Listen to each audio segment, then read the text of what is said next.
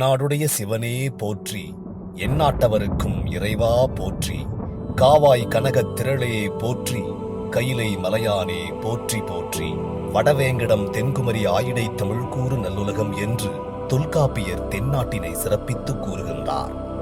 மாதவம் செய்த தென் திசை என்று சேக்கிழார் பெருமான் பெருமைப்படுத்துகின்றார்.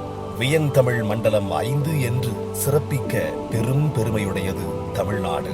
அவை சேர, சோழ, பாண்டிய, தொண்டை, கொங்கு என்று 5 பெரும் பிரிவுகளாக பிரிக்கப்பட்டிருந்தன.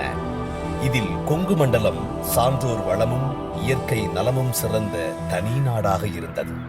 குன்றுக்கெழு நாடு என்று சங்ககால புலவர்களின் கூற்றுக்கு ஏற்ப வனமகளும் மலைமகளும் கொஞ்சி விளையாடி செழிப்புற்ற நாடு கொங்கு நாடு. கொங்கு நாட்டின் நாகரீகம் ஆற்றங்கரையில் தான் அழகுறத் தொடங்குகிறது.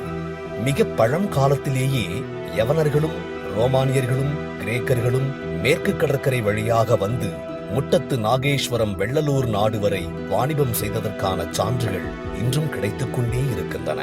மீ கொங்கிலணி காஞ்சுவாய் பேரூர் பெருமானை புலியூர் சிற்றம்பலத்தே பெற்றாமன்றே என்று சுந்தரமூர்த்தி நாயனார் அவர்கள் அருளிய அருள்தலம் பேரூர் பச்சை நாயகி உடனமர் பட்டிப்பெருமான் திருக்கோயிலாகும்.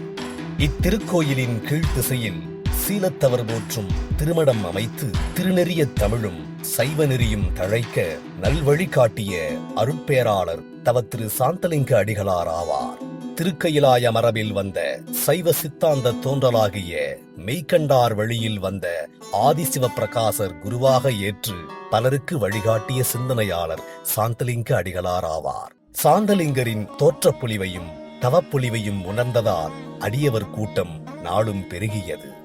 சாந்தலிங்க பெருமாள் பேரூரில் தங்கி அருளாட்சி செய்த காலத்தில் கொலை மறுத்தல், வைராகிய சதகம், வைராகிய தீபம், அவிரோத உந்தியார் எனும் 4 நூல்களை படைத்தார்.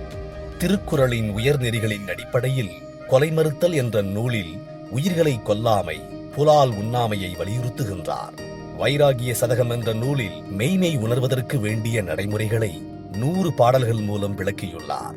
மனிதனின் அகப்பற்றையும் புறப்பற்றையும் முற்றிலும் களைய வேண்டியதை பற்றி எடுத்து இயம்புகிறது வைராகிய தீபம். உலகில் பல்வேறு சமயங்கள் இருந்தாலும் அவை அனைத்தும் ஒன்றிணைந்து முற்றுப்பெறும் இடம் இறைவனின் திருவடி என்றும் அத்தகைய சமயங்களுக்கிடையே விரோதம் கூடாது என்பதையும் வலியுறுத்துகின்றது அவிரோத உந்தியார். இறை அருளோடும் தமிழோடும் பல அடியார்களை உருவாக்கிய சாந்தலிங்க பெருமான் மாசித்திங்கள் முழு நிலவு நாளில் அருட்சமாதியை அடைந்தார்.